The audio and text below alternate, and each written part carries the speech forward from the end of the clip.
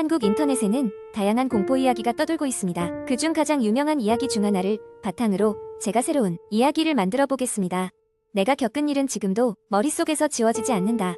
20대 초반, 아직 학교를 다니고 있을 때의 일이다. 여름방학을 맞아 친구들과 함께 여행을 가기로 했다. 목적지는 강원도의 한 작은 마을, 인터넷에서 몇 번 보고 괜찮아 보였던 곳이었다. 우리는 도시의 복잡함에서 벗어나고 싶었다. 도착한 마을은 인터넷 사진보다 훨씬 더 고즈넉했다. 주변에는 산과들이 펼쳐져 있었고 바람은 시원하게 불어왔다. 숙소로 잡은 곳은 오래된 한옥이었다. 고즈넉한 분위기가 마음에 들었다. 한옥 주인은 친절했지만 뭔가 말하지 못한 듯한 표정이 떠나지 않았다. 그는 우리가 도착했을 때 이 마을에는 밤에 돌아다니지 말라는 말을 남겼다. 이유를 물었지만 그저 웃기만 할 뿐이었다. 첫날 밤, 우리는 과음을 하고는 방으로 돌아가려던 찰나 밖에서 이상한 소리가 들렸다. 누군가 우는 소리 같았다. 여자 목소리인데 너무 날카롭고 절박했다. 우리는 다소 취한 상태였지만 호기심을 이기지 못하고 소리가 나는 쪽으로 걸어갔다. 소리는 마을 끝에 있는 작은 숲에서 나는 듯했다. 우리 중 몇몇은 이쯤에서 돌아가자고 했지만 끝내 소리가 나는 곳까지 가보기로 했다. 숲에 들어서자 소리는 점점 더 가까워졌다. 그리고 드디어 우리는 소리가 멈춘 지점을 찾았다. 거기에는 아무것도 없었다. 그저 바람에 흔들리는 나무들만이 우리를 맞이했다. 우리가 돌아서서 다시 숙소로 향하려던 순간 뒤에서 누군가의 발소리가 들렸다. 우리는 모두 놀라 뒤를 돌아보았다. 그러나 거기에는 아무것도 없었다. 기분 나쁜 느낌이 들어 서둘러 숙소로 돌아오려는 순간 숲속 깊은 곳에서 다시 그 소리가 들렸다. 이번에는 분명 누군가의 웃음소리였다. 마치 우리를 조롱이라도 하는 듯한 웃음. 당황한 우리는 더 빨리 걸어서 숙소로 돌아왔다. 숙소에 도착하자 주인은 우리가 겪은 일을 조용히 듣고는 조금 전까지는 없던 무거운 표정으로 입을 열었다. 그는 이 마을에 오래전부터 전해 내려오는 이야기를 들려주었다. 한 여자가 있었는데 이 마을의 청년과 깊이 사랑에 빠졌다고 했다. 그러나 청년은 갑자기 마을을 떠났고 여자는 그 사실을 믿지 못하고 오랫동안 그를 기다렸다고 한다. 결국 그녀는 숲속에서 삶을 마감하게 되었고 그 후로 이 마을의 사람들은 밤마다 그녀의 울음소리를 들었다고 했다. 더 이상 그 마을에 머무를 수가 없었다. 우리는 짐을 챙겨 서둘러 마을을 떠났다. 그날 이후로 나는 여전히 그날 밤의 일을 떠올리곤 한다. 그때 그 울음소리는 정말 그녀였을까? 아니면 단지 술에 취해 헛것을 본 것이었을까? 이제는 알 수 없다. 다만 그 마을로 다시 돌아갈 생각은 없다. 인터넷에서 자주 보이던 그 이야기가 이렇게 현실이 되리라고는 상상도 하지 못했다. 그저 알 수 없는 공포가 마음속 깊이 뿌리를 내렸을 뿐이다. 두 번째 이야기 몇 달 전 나는 서울 외곽에 위치한 작은 동네로 이사를 갔다. 오래된 기와집들이 오밀조밀 모여있는 고즈넉한 분위기의 동네였다. 집을 둘러싼 숲은 한밤중에 이상한 소리를 내곤 했지만 도시 생활에 지친 나는 그 평화로운 고요함이 오히려 좋았다. 이사를 한 후 며칠 동안은 아무 일도 일어나지 않았다. 그런데 어느 날 밤 잠자리에 들기 전 거실에 앉아 책을 읽고 있을 때였다. 갑자기 바람소리와 함께 창문이 흔들렸다. 창문 너머로 어렴풋이 들려오는 낮은 중얼거림에 나는 얼어붙고 말았다. 처음엔 바람소리와 뒤섞여 정확히 들리진 않았지만 차츰 또렷해지는 소리에 귀를 기울여 보니 그것은 분명 사람의 목소리였다. 여기 있어. 나를 찾고 있어. 같은 불길한 말들이었다. 당황한 나는 창문을 급히 닫고 커튼을 쳤다. 그날 밤 이상한 소리에 대한 생각으로 쉽게 잠들 수 없었다. 다음날 아침 동네 할머니에게 이 이야기를 털어놓자 그녀는 미묘한 표정을 지으며 말했다.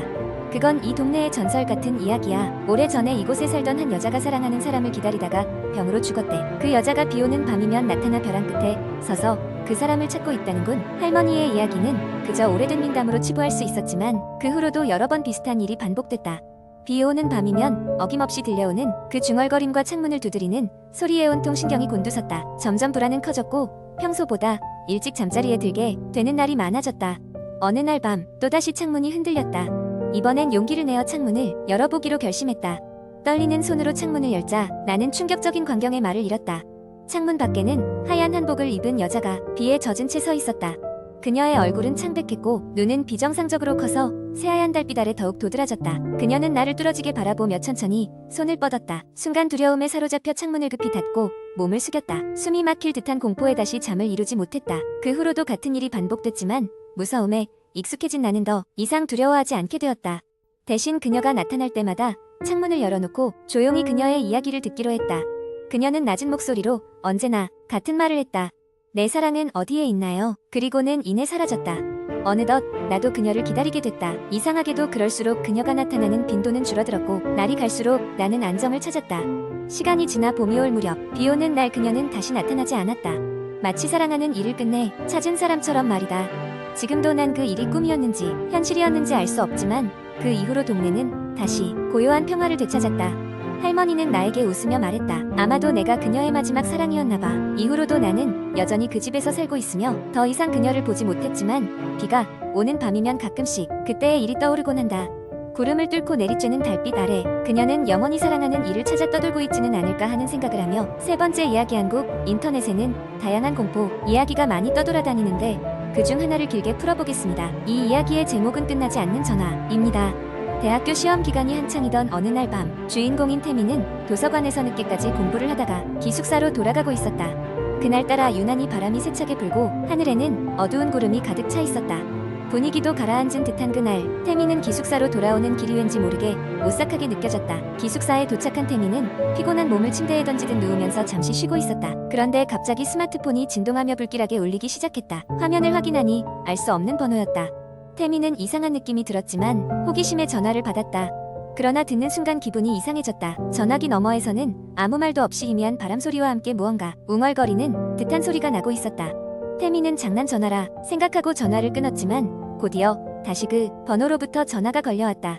이번에는 받지 않고 무시했지만 계속해서 걸려오는 전화에 태미는 결국 다시 전화를 받았다. 여전히 침묵과 웅얼거림뿐인 전화 속에서 그는 불쾌함을 느꼈다. 그는 다시 전화를 끊고 차단 목록에 번호를 추가했다. 하지만 다음날 더욱 이상한 일이 펼쳐졌다. 태민의 친구들도 같은 경험을 했다고 이야기하기 시작한 것이다. 역시나 같은 번호, 같은 웅얼거림, 심지어 친구 중 한 명은 전화를 듣고 나서 급격히 건강이 나빠졌다고 한다. 그 이야기를 들은 태민은 점점 불안해지기 시작했다. 며칠 후 태민은 친구들과 함께 그 전화의 비밀을 파헤치기로 결심했다.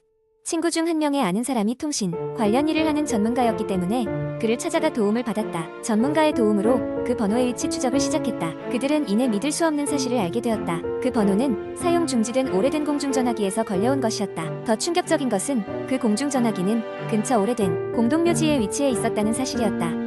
공포감에 휩싸인 태민과 친구들은 모든 걸 무시하려 했지만 그로부터 며칠간 단 한 순간도 마음이 편해지지 않았다.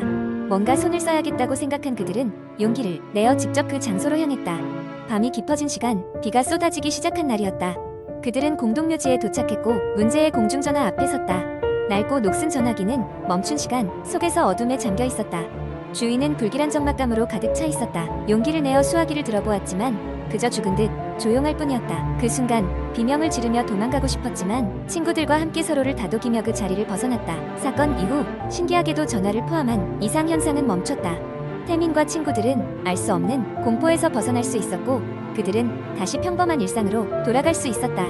그러나 그때의 경험은 쉽게 잊히지 않았고 그들은 다시는 그 장소를 찾지 않기로 했다고 한다. 이 이야기는 인터넷 사용자들에게 엄청난 공포를 안겨주었으며 그 공포는 지금까지도 회자되고 있다. 언제 어디서 다시 알 수 없는 번호에 전화가 걸려올지 모른다는 두려움에만은 이들이 잠 못 이루는 밤을 보내기도 했다. 이 이야기는 다양한 요소로 독자들을 끌어들이며 기이하고 불가사의한 사건이 독자들로 하여금 이야기에 몰입하게 만듭니다. 끝나지 않는 전화는 일상 속 소소한 것들이 어떻게 공포로 변모할 수 있는지를 잘 보여주는 이야기라 할 수 있습니다. 네 번째 이야기. 어느 늦가을 서울의 한 대학에 재학 중인 철수는 대학 생활의 지루함을 깨기 위해 친구들과 함께 여행을 떠나기로 했다. 그들은 인터넷에서 검색한 끝에 사람의 발길이 닿지 않은 묘한 산속 마을을 찾아갔다.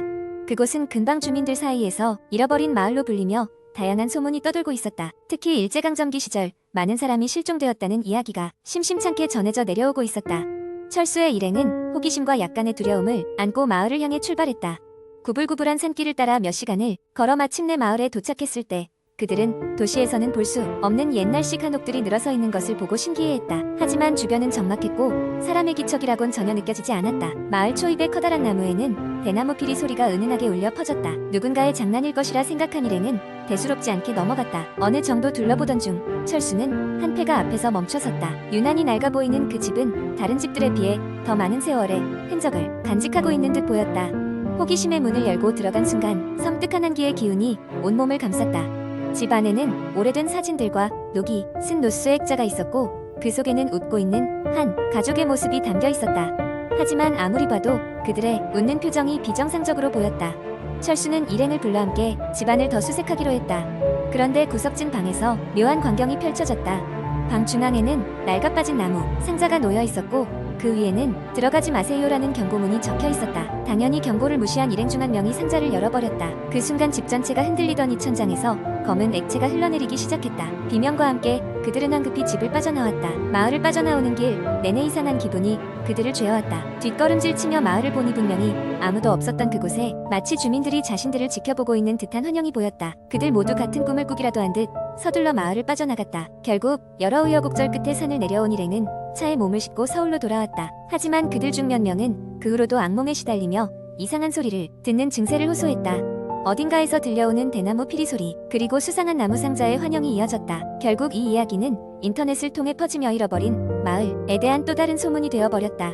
용감한 이들에게는 그 마을을 한 번쯤 찾아가 보라는 권유와 함께, 그러나 아직도 그곳을 다녀온 사람들 중 다시는 돌아오지 못한 경우가 있다는 걸 아는 사람은 드물다. 철수는 그 후로 다시는 그 마을에 가고 싶지 않다고 친구들에게 이야기했다. 그러나 그가 그날 밤 자신의 방에서 들었던 대나무 피리 소리는 여전히 뇌리에 선명하게 남아있었고, 그것이 무엇을 의미하는지 알 수가 없었다.